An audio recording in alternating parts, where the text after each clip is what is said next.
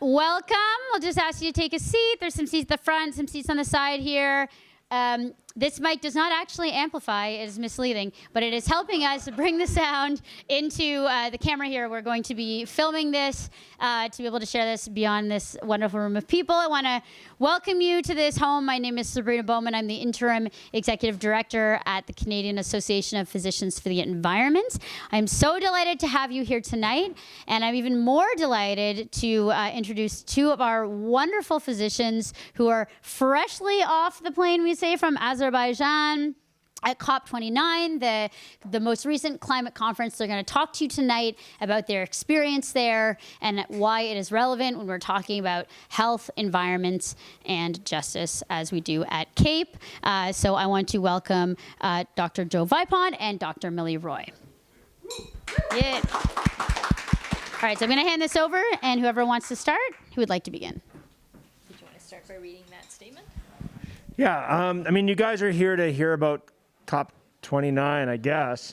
And we just found out the results, or at least the reaction to the results by the CAN. And so maybe I'll just speak a little bit about CAN and CAPE's relationship with CAN. So CAN is the Climate Action Network. It's a group of civil society organizations from around the world, and every region has its own CAN. So our CAN in Canada is called CANRAC. So if you ever hear the term CANRAC, that's what they're talking about.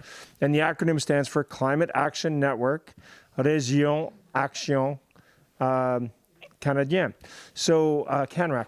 So it's just honoring the bilingual nature of this. And so when you go to COP, there's basically, I would say, maybe four groups of people. There's the negotiators, which are the parties. They're called the parties. In fact, COP stands for Conference of the Parties. And the parties are essentially government staff that are there to represent Canada and negotiate. The next group is the academics. There's a lot of researchers that go there to kind of treat it like a conference, and they share their findings. The next group is businesses. This business group has been growing in amount. And so there's a whole section of COP called the Green Zone, which is essentially a trade fair. And so the companies go there and share their latest and greatest climate actions. And then there's the civil society. So civil society are the organizations that represent you and me. And so CAPE is a member of CANRAC, and when we go, we have daily meetings with two different civil society groups, the Canadian group as well as the health group. And the health group is overseen by another CAN organization called the Global Climate and Health Alliance, or the GCHA. There are a lot of acronyms at COP, just so you know. So it's basically normally a 2-week conference. This was a very short conference. It was 11 days. There was a lot of concern going into this being the third conference in a row hosted by an authoritarian state, second in a row hosted by an overtly petro state. It does seem very intentional that this has been happening. And that these states are basically trying to derail this multilateral international process. And it seems they succeeded this year. I'm going to read out the statement, and then we could talk a little bit about what this all means and what CAPE's doing. And before I read out the statement, because it's kind of depressing, I'll just say that CAPE had a great conference. We were there, we were on the ground, we engaged with a lot of leaders, and we'll talk a little bit more about what we did specifically. But just in the interest, because this is like 5 minutes old, I think it's worthwhile bringing this out. And this is written by Caro Bruyette, who's the Executive Director of Climate Action Network Canada. The climate finance deal reached today in Baku is a Band-Aid on a bullet wound. The fact that it's a bigger Band-Aid than we've seen before is cold comfort when the world is bleeding more heavily than ever. The climate crisis is hurting people here and now. A vague promise to be fulfilled by 2035 is an insult to those who've already lost their homes, health, and livelihoods. We always knew that it would be a fight to get the global north countries to commit to a number that matches the needs of the global south, even though the money is there. But it stings to see the mistakes of the $100 billion goal repeated, with no clarity on what will be public versus private finance, grants versus loans, mitigation versus adaptation versus loss and damage. There have been glaring violations of process here in Baku. The hasty gaveling through of the climate finance goal without allowing statements from countries is outrageous. Moreover, the Just Transition Work Program negotiations completely disappeared from the agenda and ended without a decision after Saudi Arabia was allowed to unilaterally delete a reference to the opportunities of the transition away from fossil fuels. COP29 is a story with multiple villains: foot-dragging global north countries, an obstructive presidency, the fossil fuel lobby. But there are heroes too, with the most vulnerable countries leading the change for justice, and civil society standing strong despite severe restrictions. We stand united with allies in every part of the world and will continue fighting every step of the way for our collective future. Powerful statement. Anyways, yeah. So just a shout out to CANRAC, a shout out to the GCHA, a shout out to CAPE for going there. And I guess I'm going to pass this on to Mili, and maybe after she's done, I'll talk a little bit about why I personally go. Thanks, Joe. And I just wanted to say thank you to everyone who's come out tonight. I was asking Sabrina who's coming, and I wasn't sure. And it's wonderful to see a lot of faces that I already know, people I work with already, and hope to meet some that I don't know afterwards. So I was the only newbie on the team. We had experienced wonderful people like Joe and all the others from CAPE had already been to COP. For me, it was my first time. So I'll maybe try to give you a little bit of a perspective in terms of, you know, the just the sort of what I experienced as a first timer, and what it meant to me personally, you know, to have the opportunity to go, and I'd like to thank CAPE, you know, for this amazing opportunity. I think I'm somebody who had been sort of a UN and WHO junkie since I was very young. I remember backpacking across Europe as a teenager and dragging my baby brother to Geneva so we could tour the UN, you know, headquarters against his will. So yeah, it goes back a long time. So it really sort of felt beyond words to have the opportunity to go and see what this was all about. And I really went for, in my case, you know, I wanted to get a sense of how things proceed there, and you know, how these high level decisions that really do impact every single one of us, you know, how are things getting done, or as it turns out, not done, and really to try to bring back some of that understanding to the work that we do right here at home at, you know, at CAPE Ontario, and that at the end of the day, it's all about, you know, this fight to have a livable, survivable future for, you know, for our kids, for everyone's children, for future generations of all living things. It's not just humans. And in terms of, you know, what I learned from, you know, from being with a team, you know, that as we had at CAPE, they were just incredible. And, you know, really being there for the first time, it was sort of like, you know, everywhere, you know, all at once, everything was kind of unfolding. The scope and scale are huge. They're overwhelming. I think that the sort of the massive, what are called plenary sessions and the negotiations are kind of what I maybe envisioned, you know, what would be happening there. But there were all of these other things going on. There were side events and there were special events. And I was introduced by the amazing CAPE team to actions. So things that can be done to garner extra attention, get media, you know, sort of make a statement that civil society can sort of engage in, and Joe was a master of sort of coordinating actions that have a lot of visual impact, and did garner attention. He got a Reuters image that was reproduced in other publications internationally. So these are extra ways in which CAPE, you know, really was making a difference.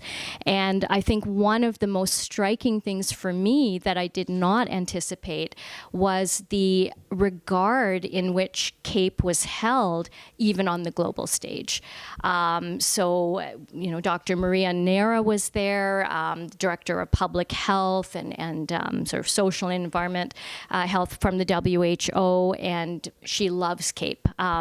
She advised CAPE or invited CAPE to do trainings in other countries to try to, get other countries to have groups as effective as CAPE. So that's something I did not realize, how much regard and recognition there would be for CAPE on an international stage.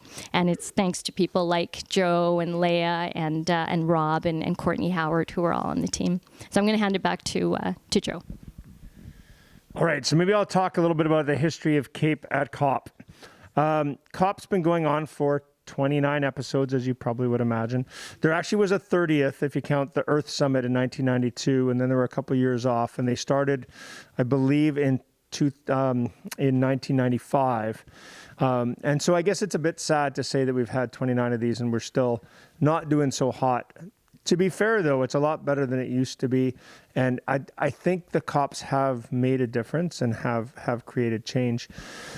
CAPE started to be involved with COP at Paris in 2015. Does anybody know Courtney Howard? Put up your hand if you know. I feel like Courtney knows every single person on the planet, especially if you're a doctor and you care about climate. Courtney is probably the most networked person ever. And so she started going. I remember her calling me up and saying, Joe, you should come to Paris with me. I'm like, oh, it's a lot of carbon just to go to an event. I don't think we're going to make a difference. And she was just prescient. She knew that it was the doctor's voice was going to be important. And to put it in perspective, that was 9 years ago. And there wasn't a lot of climate and health being spoken of back then. If you recall, the messaging at the time was, act on climate to save the polar bears or act on climate to save the rainforest. There wasn't a lot of act on climate to save yourself or to save your kids. And so over the last 9 years, that awareness has become more and more prevalent. And I think it's really important that the physician voice is there. So I think she's gone to 9 COPs in a row, and she has really pushed things forward. She's now if those of you who don't know Courtney Howard's name, she was the president of CAPE for, I think, 3 years. And then our bylaws mean you have to rotate off the board at a certain period. So she's not actually been a CAPE board member for about probably 4 or 5 years now. But she's moved on to become the vice chair of the Global Climate and Health Alliance. And she may even become, I think she's rotating into the chair position this year. So she's done amazing work. So kudos to Courtney, who's actually in town in Toronto, but apparently some Swift person is more important than us. I don't know the details. So I started going to COP in 2021, which was Glasgow, COP26. I went because my daughter, Sadie Vipond, is suing the federal government for climate action. She's one of the 15 litigants in the LaRose case. Yeah. Go Sadie. And so she was involved in a film documentary, which will probably never see the light of day. But the conclusion of the film documentary, which was to focus on 3 or 4 young women activists and inspire activism amongst other activists, the conclusion was supposed to be that arrival at COP and participating in that. So I actually went to my first COP and didn't go into the blue zone. We'll talk about the blue zone and the green zone, I guess. I was only in the green zone because we didn't have the badge. But we did lots of media, and I was there only as a chaperone. That was like, I didn't have any meetings. I didn't have any presentations. I was just a dad. And so that was my first COP. And so there's two areas of COP. There's a green zone and a blue zone. The green zone is kind of business conference area of things. There's a lot of pavilions, and there's events going on in that space. And what the green zone exists for, you don't have to have a badge. It's for the locals, right? So anybody can go and attend a COP if they stick to the green zone.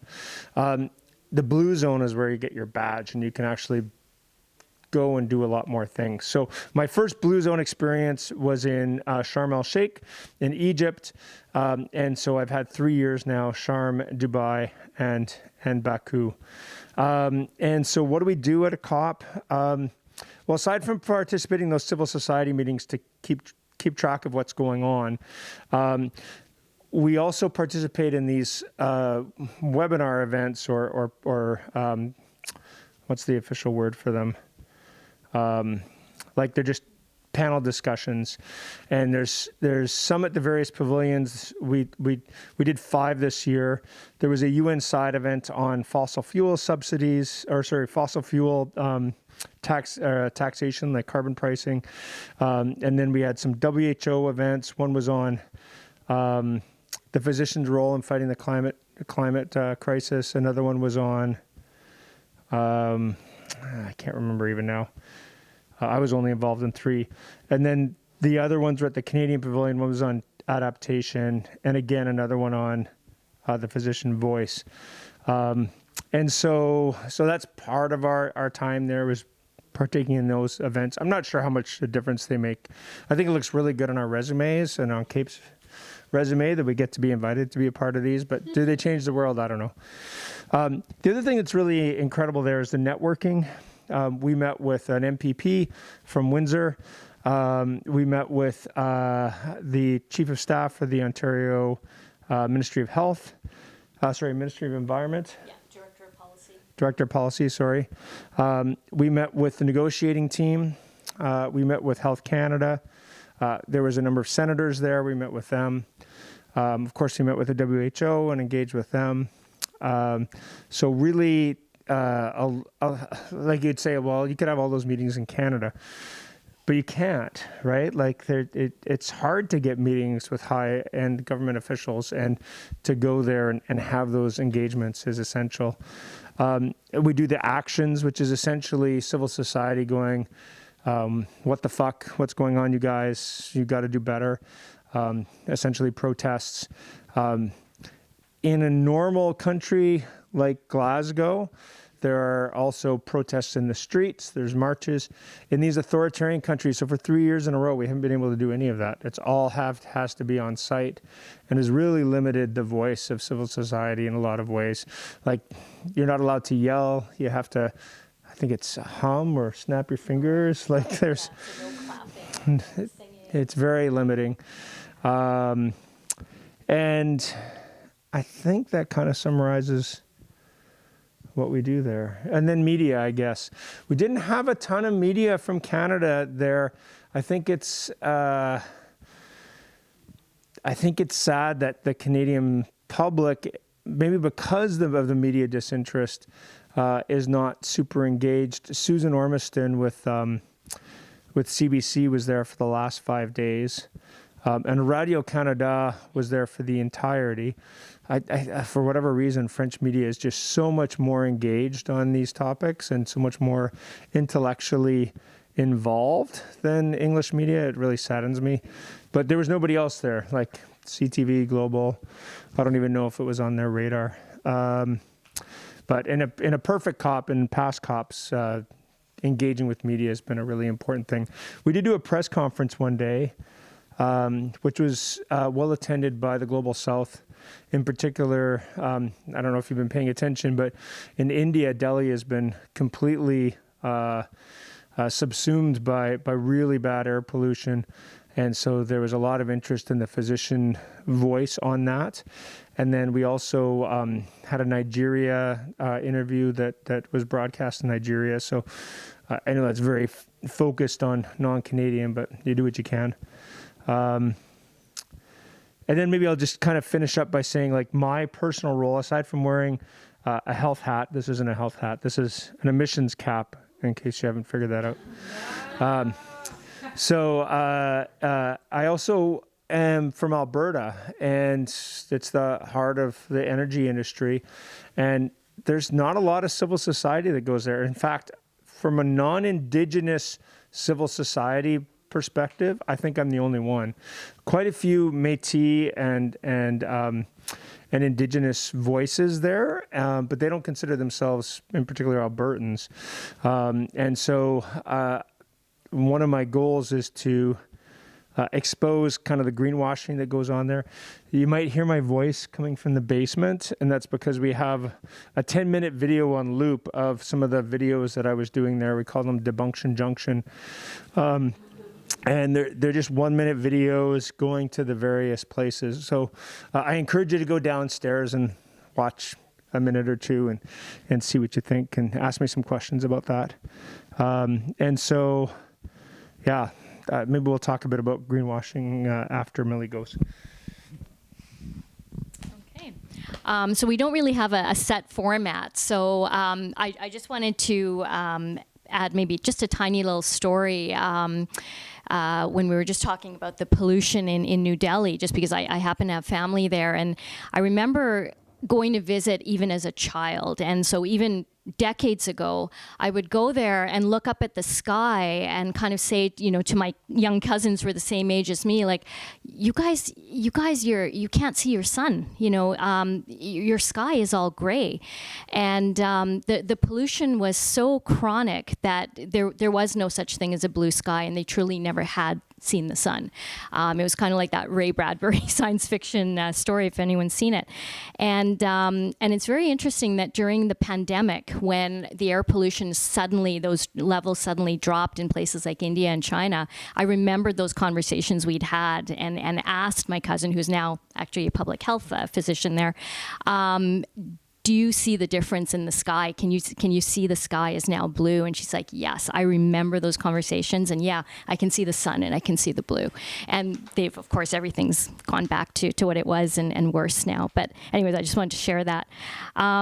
But maybe just, again, as I said, I'll have a very different perspective from Joe, who's been, going to this for years. And some of the things that I observed, I kind of went there being a first timer, wanting to sort of observe the observers. So, we went there with observer status, and I was really, I got so much out of watching the expert CAPE team at work, and really, one of the things is certainly that being an observer is anything but a passive process. It was very active. What I witnessed was sort of the creativity and spontaneity in reacting to all of the, sort of the things that were evolving on the ground, and the beautiful cooperation. So when Joe was talking about CANRAC, it's sort of the conglomeration of all the different teams and organizations attending for Canada, and everybody having the opportunity to come together on a daily basis,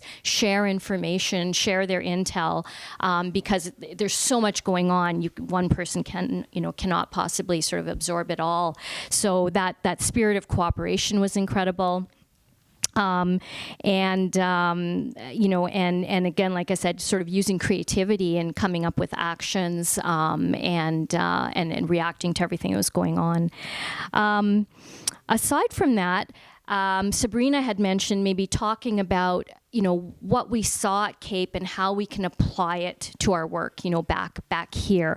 And certainly in terms of, one of the things that we just heard is the disappointment of, the sort of not having what's called a cover decision made, and the negotiations really not having progressed in the way that we need with the urgency of the situation.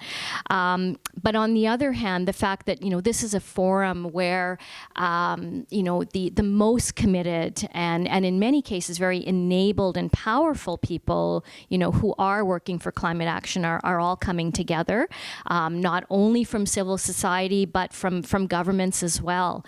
And some of the amazing moments that we were exposed to at COP, for example, hearing Marina Silva, the the famous Amazonian or Brazilian activist who's now the environment minister for Brazil, speaking on panels. And in fact, a panel where I saw her speaking, she was sitting right next to our federal minister of the environment, and Stephen Guilbeault spoke, and then followed by Silva. Another amazing voice that was there was the Minister of Environment for Colombia, Susana Mohammed, and she talked about so many things. But for example, when it comes to the sort of the economics, the economy, and what's going on, she talked about how Colombia has made a real effort to phase out fossil fuels and a commitment to do so. But this resulted in their global credit rating scores being slashed, which now means as a developing nation carrying a debt load, they're going to have to pay a greater amount of their GDP in interest rates, in interest on these loans. So there's such there's so much unfairness going on, and it really increases the complexity of all the negotiations. So those are some of the things. We also, Joe and I actually both had the opportunity to attend a panel and talk that was put on by Al Gore through Climate Reality, which is an organization that he founded and leads. And he had incredibly inspiring words, despite the U.S. elections, and a very outspoken panel who, on the ground in Azerbaijan, called out the petro state, called out the sincerity of the hosting that was going on, and really courageous. One of the people that was on the panel and that we had a chance to speak to one-on-one afterwards was the CEO of Global Witness, and they had done an expose before COP, so posing as potential investors in Azerbaijani oil and gas. They sent a letter to the COP29 presidency, who welcomed them to COP and then also connected them with the state-run oil company when they had explicitly said, they were interested in doing deals. So, there is that side where civil society is calling out a lot of what's going on, and without that presence, all of that would sort of go unimpeded. So I will hand back to Joe at this point. Yeah, we can talk a little bit more about greenwashing. Oh, sure. I'll just hum up here. Do, do, do, do, do, do, do. The biggest we've ever been, the most, doing the most that we've ever been doing, and we can talk more about that later. But are we good to go? Amazing. Okay, thank you. Right back to you, Joe. All right, I'll just talk a little bit about greenwashing. One of the amazing things about the COPs recently is the amount of people they're attracting. For the vast majority of the COPs, that was maybe around 5,000 to 10,000 people, and maybe on a big COP like the Copenhagen COP or the Paris COP would be higher, 20, 30,000. My first COP, it was Glasgow, and it wasn't a big COP. There's big COPs every 5 years. Next year is a big COP. And there were 36,000 people there, which was the biggest COP ever. So it was actually bigger than any of the big COPs. And then the year after was in Sharm el-Sheikh, and it was something like 45,000. Dubai had 90,000. And then this was a smaller COP, and it was 65,000. So still pretty big. You can imagine being at a conference with 90,000 or 65,000 people. It's pretty overwhelming. So last year, I can't remember the exact number, but there was something like 3,000 oil and gas people. And this year it was 1,773, as identified by Global Witness, the organization we talked about earlier. So what is Canada's role? Well, I just think it's really important for us to understand that Canada is a petrostate. Azerbaijan produces about 550,000 barrels of oil a day. Anyone want to guess what Canada's is? Yeah? It's 4 million. 5 million, 4 million is Alberta, 5 million if you include Newfoundland and some of the other places. Natural gas, I'm trying to remember. But anyways, natural gas is about 3 times Azerbaijan's number in Canada.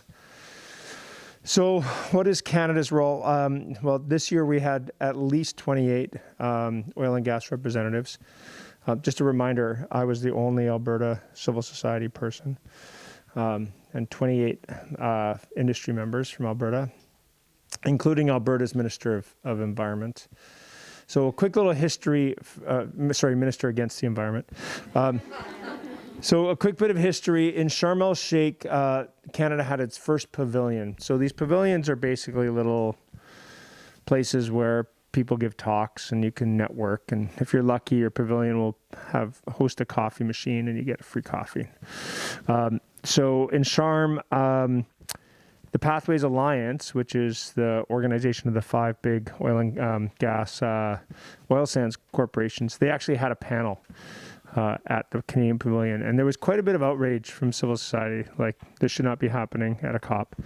So last year, they were not allowed to present. So they created their own organization called the Clean Resource Innovation Network, or CRIN. You'll notice that there's no Canada in that title and there's no oil and gas in that title, but it's only comprised of Canadian oil and gas companies. And they bought a pavilion and they hosted events, including one last year with Scott Moe and another one with Danielle Smith, our premier. And Pathways Alliance, of course, were there last year. And a lot of talk about CCS, carbon capture and storage, if you're not familiar with the acronym. And then this year they were back again. We also attended a Canadian Pavilion event that was ostensibly about Indigenous investments in energy, but it was actually an LNG event. And there were 2 Indigenous people on stage, as well as 2 non-Indigenous people representing Indigenous companies. And at the end of their event, they asked for, if anybody wants to partner with us on our LNG project, please come forward. So they were actually asking for investors at the Canadian Pavilion. So that's what my Debunction Junction is downstairs. I basically visited a lot of the pavilions. OPEC was there. The Gas Countries Exporting Forum was there, so natural gas. A lot of nuclear people there. It's COP has been co-opted, right? So it's not surprising that the COPs are failing when this is what we're up against. Last year, there was a lot of excitement about the words transitioning away from fossil fuels in the text. And this year, it sounds like Saudi Arabia went into the document unilaterally and removed those words, and then the presidency didn't call them on that. So that's why that didn't pass. So we have an uphill battle, everybody. It's not easy. But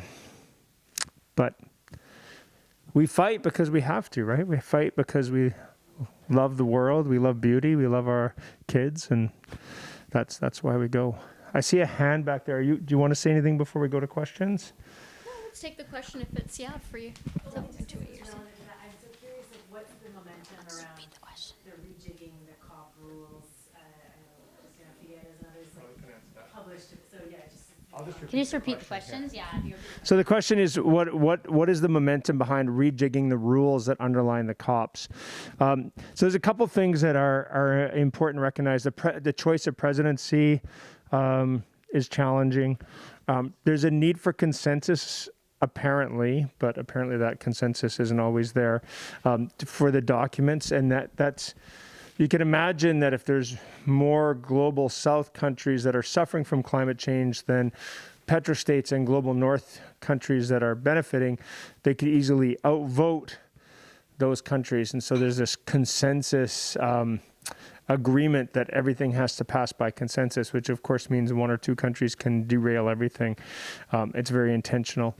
So on Friday so 8 days ago, there was something called the Club of Rome letter that came out, and I'd recommend you read it. Club of Rome, for those of you who've been around a bit, was famous in the 1970s for calling the end of civilization if we kept growing the way that we were growing and running out our resources. They kind of predicted around 2025 COP25, somewhere around there, that was going to happen. So we'll just see if that comes to pass.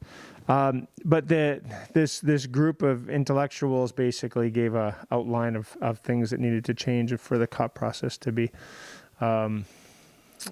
rejuvenated. And so that was really exciting to see that. I think it's really important. We, as an organization, and mostly thanks to Dr. Temper, our admin person, came out with our own statement at that press conference on Monday, basically saying that we should be using the WHO Framework Convention on Tobacco Control, which came out in 2003, and place limits on the tobacco industry. It was like a 28-page document, but some of the key things in regards to the climate is that, of course, tobacco companies aren't allowed to lobby industry or lobby government. They're not allowed to lobby at conventions. You can't go to a lung cancer conference with your Winston cap on and represent the tobacco industry. And they can't run ads, right? There's a ban on ads. And so we think that because of the same overt conflict of interest that occurs with oil and gas and coal, when it comes to climate conferences, they just should not be allowed to attend. Now, the counter argument you'll hear all the time is, well, these companies are so big and energy is so important to our world that they need to be involved in the conversation. But the problem is they've never been honest actors. They've never been positive actors. And so if somebody tells you who they are, believe them. And if they're there to derail the process, then they should not be there. And so we haven't really figured out how this is going to work in with our strategic plan, but we think it's a good way of kind of taking the great work that we've done in Canada and take it up to the international level. So, yeah.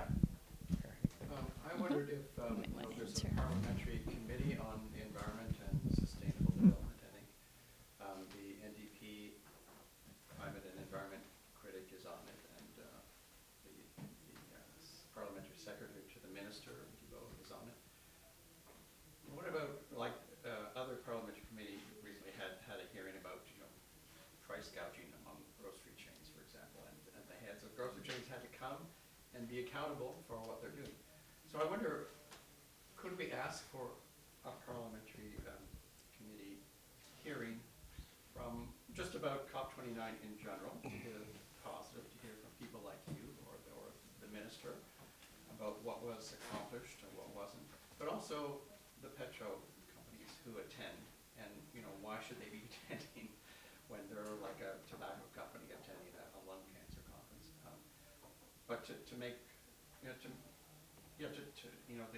Canadian government went there, it represented Canada, so let's hear an after-event report from all the players. I think that's more of a comment than a question. But just to repeat it, is there a role for the government to come back and engage with Canadians on what worked and what didn't work, including the engagement of fossil fuel companies? I just want to reiterate that we're a petrostate. I do believe Stephen Guilbeault's heart is in the right place, and I think he really strongly believes that this is important work. I'm not sure that's shared with the remainder of the Liberal government. The NDP, Greens, and Conservatives boycotted the conference, and I'm trying to remember why. I think it was for the human rights issues in Azerbaijan, because there was recently some ethnic cleansing in an area that they took over. And I don't know enough about the geopolitical nature of that area to give you any details on that, but I think that's why they boycotted it. I'm not sure if that was a specific. And human rights in general, I think, was an issue. But so we didn't have any of the opposition there. It was great to have the senators, and there is a block of senators that really care about climate that tend to attend. Rosa Galvez is the one I always think about. Mary, I can't remember Mary's last name. One from New Brunswick, one from Nova Scotia. I think two from New Brunswick. So I will go here and then here. Can I pass the mics around that way? we get the full wording of people's questions. So it seems like at these COP things, countries make agreements about, how much they're going to reduce their emissions by such and such a date and such things. But it doesn't seem like there's any clause in those agreements. Like, people never meet the goals that they set. At least Canada never meets its, reduction of emissions commitments that they make. So you sort of wonder what is the purpose of making these kind of paper commitments, and there's no consequence to not, achieving them or even. So I think Canada's an outlier, actually. I don't remember the exact numbers, but we've dropped our emissions by about 7%, I think, from 1995 levels. I think our targets are 45% by 2030, which we probably won't meet. But we are an outlier. The UK has done amazing work. The United States has done amazing work. China is probably going to peak this year as far as emissions go, and their commitment is for many years out. So I would say we are the outlier, and I think it has maybe something to do with us being a petrostate. I keep saying that. It does worry me. But to say that there's no value to these, I think it does push the agenda. We were on target for something like 5 degrees over pre-industrial temperatures, and now I think we're somewhere between 2.5 and 3. So it's better. Unfortunately, there are thresholds beyond which probably are incompatible with this civilization, and even though better is better than nothing at all, it's still not good enough. And we definitely need to be doing more faster. But I don't think it's, there are no clause, as you say in the agreements, but the entire world is transitioning. And I think it will be to the detriment of countries like Canada or possibly the United States if they start reneging on their transition goals. Because if the whole world is transitioning, then we're going to lose, right? So China's well ahead of the game. They've anticipated this transition, and they're going to be collecting the money, and they are the second biggest power in the world now, and they're owning the space. So I think it's behooves us, if we want to be less reliant on oil and gas, which goes up and down, and more in line with being rich in other ways and also saving our asses, then Canada needs to step up and try and meet our targets. It does get really depressing, though, when you see like banks commit to net zero and then they continue to fund the oil and gas industry. And when you talk about Colombia being impacted. Anyways, I'm stealing the microphone for too long. Do you have anything you want to add? Yeah, I'd maybe just say, like, further to what you're saying, for instance, with China, I mean, at the moment, yes, they have, the most coal plants going, but they're also making the greatest advances in terms of battery technology, EVs. We probably all heard in the news lately, the huge tariffs that Canada is slapping on Chinese EVs. But the question to ask is, why aren't we producing our own, that are as good and as cheap, which would both, help jobs and the economy, right here in Canada, and would help us to meet our targets. And in a sense, it feels like we're being held hostage by corporate interests, that want to see the status quo, i.e. the oil and gas sector, and at the expense of, meeting our targets, but ultimately in staying competitive with the rest of the world as the energy transitions, and we see, transportation, manufacturing, all of of these things become green and sustainable, and we're going to be left behind. And plus, our banks are known to be, some of the highest investors in fossil fuels, and those are going to become, like stranded assets. So we're going to lose even bigger. And this is a real problem. And look, now with the U.S., with the change in administration, it looks like they're heading in the same direction. So it really seems like a losing proposition in so many ways. But maybe to get back to something I was starting to speak on before, and that Sabrina had sort of, asked about, which is, what can we bring home from COP, and maybe to get some of the, some of what's good and positive at COP, which is that it's not only about negotiations that are stalled and only the fossil fuel industry, but all the people who are there, with a lot of expertise, a lot of dedication, and everybody coming together to try to work on solutions.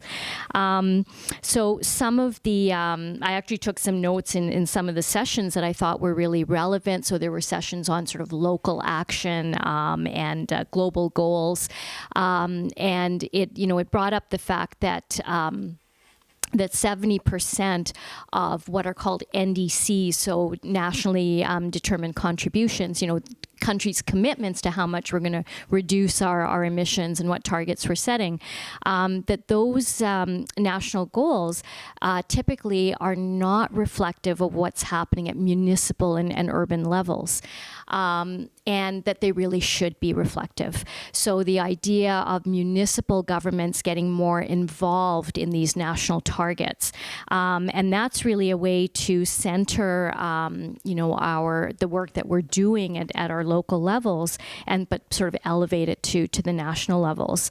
And along those lines, so I heard a great panel with Quebec's provincial minister of the environment speaking, and what they're doing is, they said, well, we have, our sort of, outlook or perspective on this is that when it comes to cities, they are helping us help them. So they're letting municipalities sort of lead in terms of, what are local climate initiatives that are going to work well and be impactful. And then the provincial government is there to sort of help to vet, but then fund these initiatives. And that's a really good model.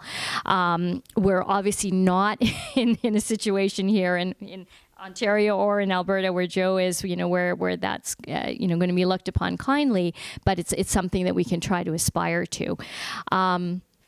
I heard about as well the model in Europe where there's, just to get the name right, the European Committee of the Regions.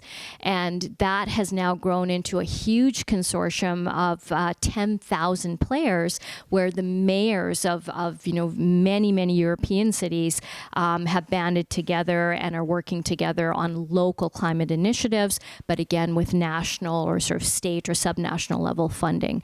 And it's a model that's working well.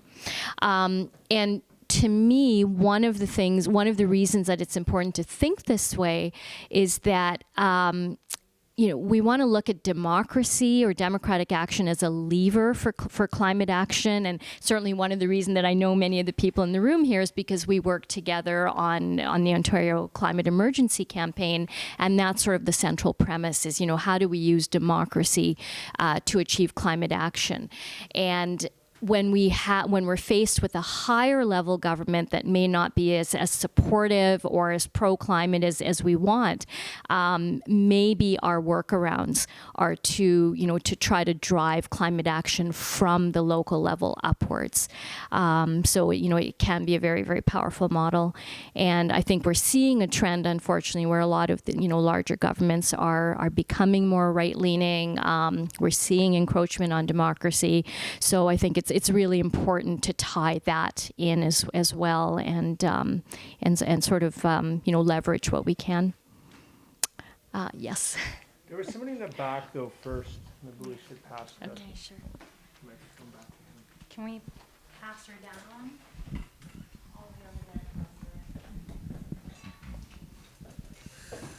I like your cap. It's cool. And I get the point. Oh, I like your cap. It's cool. I mean, you're making the point repeatedly that the there's big issue with oil companies, you know, in terms of being laggards in the change and trying to politic against it. And, you know, in Canada, we have a particular problem where we have a lot of oil, and it has a lot of emissions for growing the oil production, and they need to be sequestered if we continue to do it. It's offsetting everything else. But I wonder, to the extent, I mean, like a lot of other environmental organizations, CAPE seems to be very focused on the supply issue of we've got to stop producing oil. But as you know, there will be, what's really driving the production of oil is the demand for oil. When we have Michel here who's converting the heating systems in Toronto to heat pumps. So when people install heat pumps, the demand, natural gas in Canada is mainly domestic. It's used in energy and heating, you know, then the demand for that product will decline, and there won't be an issue with oil companies because they'll be outcompeted.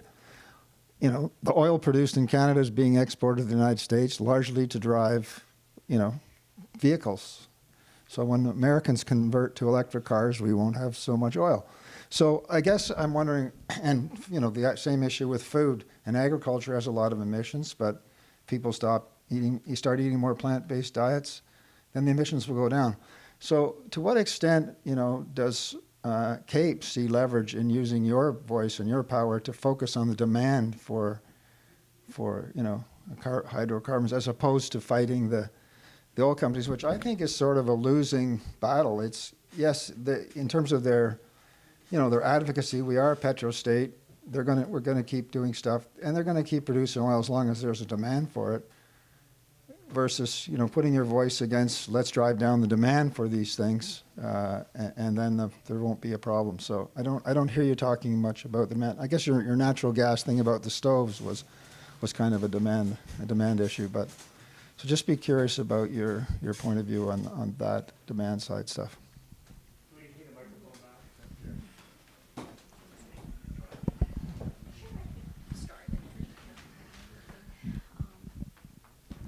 Thanks, and you certainly raise a very good point, and I think that, I mean, one of the things that, you know, I think when we're lobbying as well, it is important to remember that it's not just, you know, phase out fossil fuels and get off fossil fuels. You have to give people an alternative, and that has to be developed, you know, in coordination with trying to phase out fossil fuels. So when it comes to energy, you know, and some of these things are really cheap and easy to do when there's a will. So first of all, just starting with energy efficiency and conservation. And that's often not a very glamorous or sexy thing for politicians to, you know, to campaign on, so it gets overlooked. But that's a really good place to start when it comes to energy transition. And then, of course, going with renewables, and, you know, and hydroelectric and all of that. And unfortunately, I mean, right here in Ontario, we had a fantastic Government of Ontario commissioned report, the Dunsky report, that laid this all out, that was beautifully researched. You know, it's a very, very thick volume. I've tried to review as much of it as I can. But the bottom line is that it was well done, and had they followed their own recommendations, you know, we could start on this path.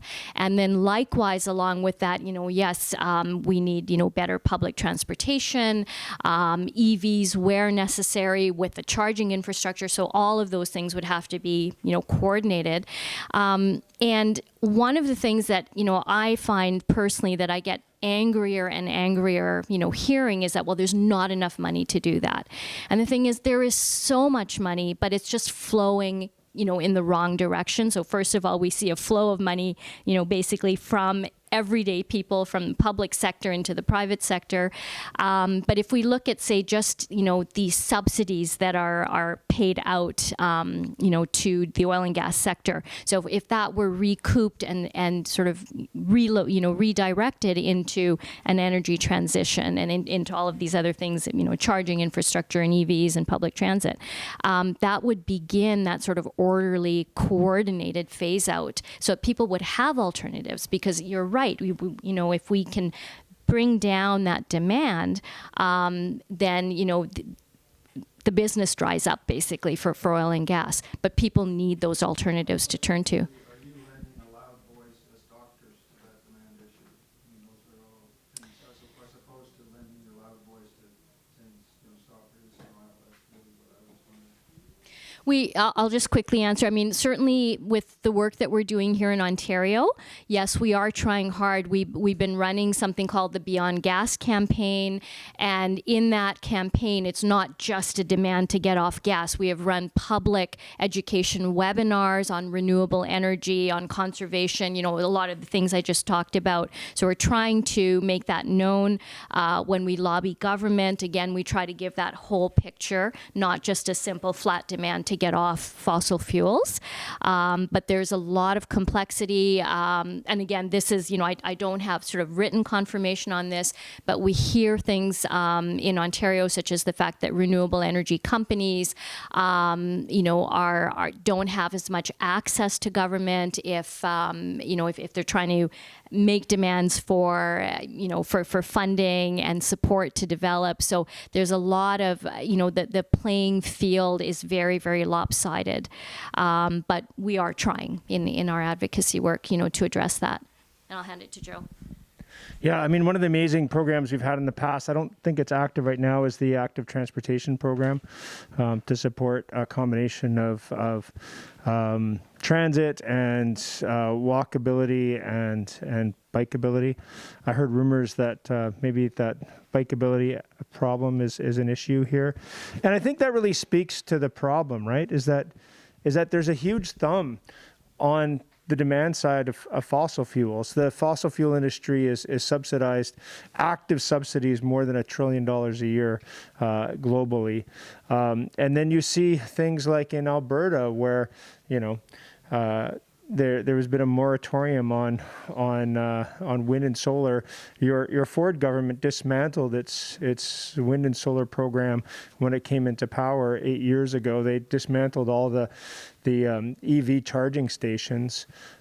So there's if it was a fair playing field, I think it'd be pretty obvious that the clean energy program would win, but it's not fair at all. And so when we have programs like the fossil fuel ad ban, I mean, ostensibly that's about lowering demand, right? Because the fossil fuel companies don't just advertise for fun; they're advertising to promote their product, and it's a product that's hurting and killing people. And as physicians, I think it's our obligation to say that fossil fuels aren't a neutral player. It's not just comparing a joule of energy from natural gas to a joule of energy from wind, because a joule of energy from wind doesn't hurt people. So as physicians, I think it's really important for us to point out that decreasing the use of fossil fuels also has co-benefits for everybody's health. I mean, who's here lived in Ontario in 2004? You know how many smog days you had in 2004? Something around 30 smog days. That's like 10% of the year where you were recommended not to go outside because of air pollution. How many smog days did you have in 2014? Zero. Do you know what the difference was? Coal-fired power plants. So these are real benefits to humanity, irrespective of the climate change issue. And you throw climate change in there, and it's really important that we decrease supply and demand. Nobody would ever say to the cigarette companies, you should just convince your population to stop smoking. But ad ban was an essential component of the quit smoking problem. Taxes on cigarettes was a really essential component of that. Well, I mean, I think what you're saying is the fossil fuel companies should just keep on going until...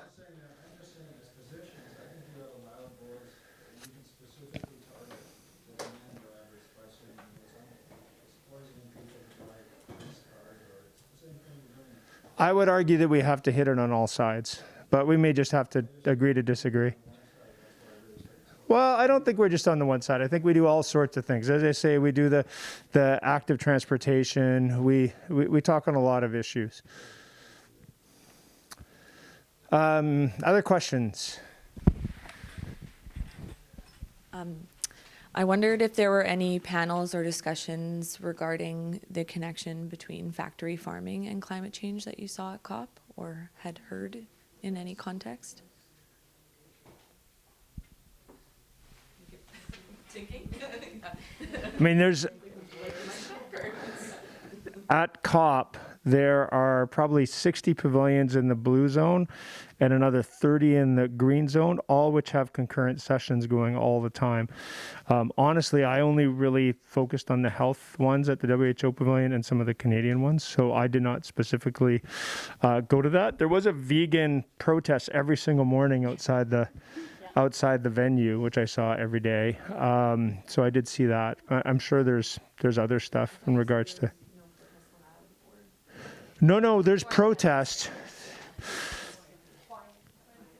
They were protests were just outside, and then inside there are 7 areas where you can have what they call actions. We did an action. I should bring up my toxic suit, and we did CPR on a globe, and you can book them for half an hour periods of time, and you have to have them approved by the UNFCCC. You can't just show up and start doing stuff. So I'm sure there was some vegan actions there, but I didn't see any. Yeah, and This issue of plant-based diet and industrial farming, animal agriculture seems like it's been pretty ignored on the COP front. I believe that I heard that it was only in the last, couple of years that it was even on the agenda at COP. And it seems like a perfect fit for doctors because, everybody knows that plant-based eating is good for us health-wise, and it's good for the planet. So it seems like a part that we're not really, I haven't seen any focus from CAPE on, and it seems like we could make more of a noise about that and education about that because it makes a big difference in the environment. It's a big part of emissions and methane, and I don't understand why it's so under supported, promoted. So certainly, yes, you were on microphone. So certainly at Cape Ontario, it's actually a huge focus of our regional committee. So we actually have an agri-foods program that was developed by Cape members. We had a number, it's not my area of expertise, but some of my colleagues at Cape Ontario who are really interested.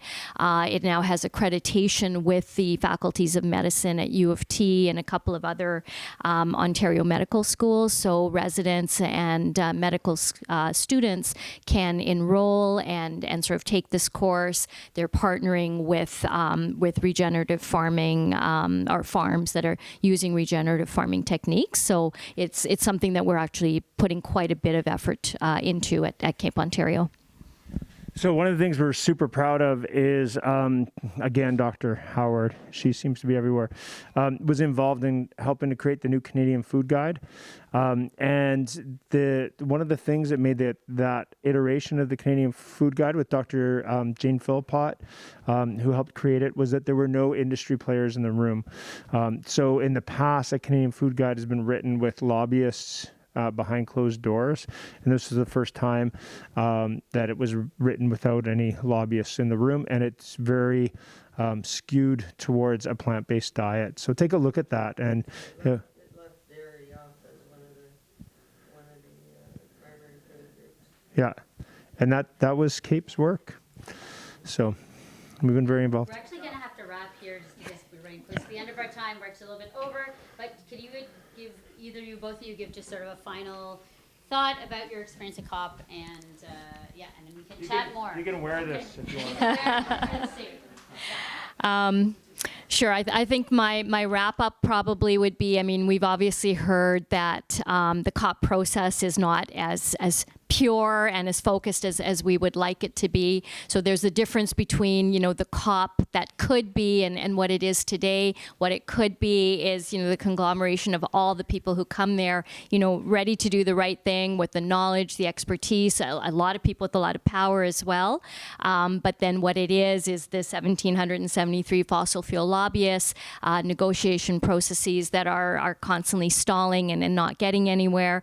But I come away with it, and I have to say that, I heard even from some of my best friends, my own brother, this sense of skepticism of, why bother? This is a failed process. But I think maybe as physicians, we're drawn to illness and to times of need. And that's not when we run. That's not when we abandon. That's sort of when we flock. And I think, that a process that's in trouble is maybe, all the more reason that we need to be there, that, the health voice needs to be there, the civil society needs to be there. And despite all of the flaws and all of the problems, that if we can try to get this back on track, that, it probably still remains our greatest hope of taking collective global action where we have this structure set up, but it certainly needs to be cleaned up. And I'll hand it to Joe. How many people are scared? How many people have somebody they love that they need to fight for? How many people are ready to join me and fight? We have to, right? Like, we have no choice, because what we're up against is so daunting and so overwhelming that we have to fight. Like, we really have no choice. People are always asking me, like, what gives you hope? Well, people like you give me hope.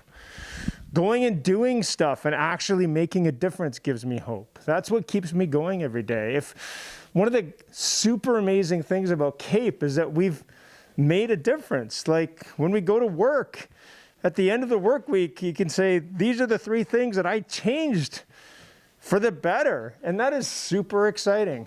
And I just want to thank you guys for all the support you've given CAPE in the past, whether it's through your time, whether it's through your money, whether it's through just physically lifting us up and making sure that we can keep doing this every day, because it's really, really important and it really matters. So thanks so much for being a CAPE supporter. And we're here to hang out and answer questions and do whatever you want.